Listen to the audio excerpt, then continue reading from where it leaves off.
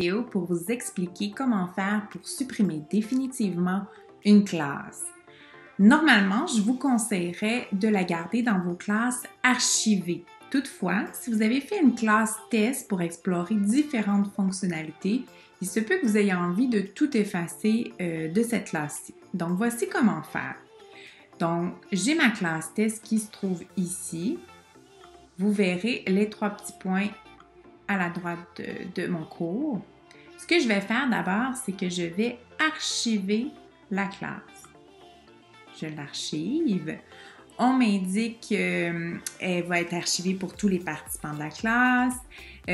On ne peut pas modifier cette classe-ci. Puis, elle va être placée en fait dans nos classes archivées. Donc, je clique sur Archiver.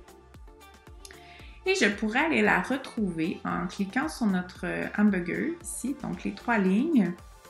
Je retrouverai la classe dans mes cours qui sont archivés.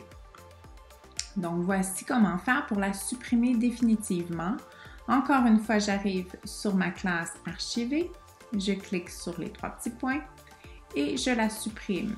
Si je l'ai archivée et que j'ai envie de la restaurer pour recopier des travaux que j'avais donnés à mes élèves l'année précédente, par exemple, je pourrais la restaurer. Donc, moi, je la supprime.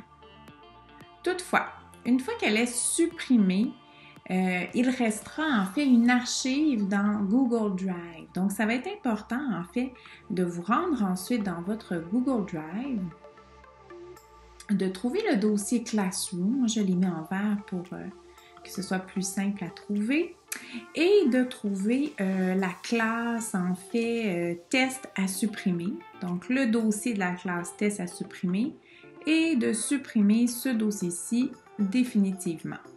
Donc, c'est important en fait que lorsque vous faites ces actions, vous soyez certain en fait que vous ne voulez plus du tout récupérer le matériel qui se trouve dans la classe.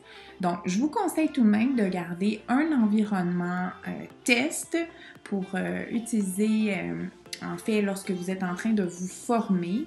Mais si vous en avez plusieurs classes tests que vous avez fait pendant votre formation, bien, vous pouvez supprimer celles dont vous n'avez plus besoin. Alors voilà, je vous remercie.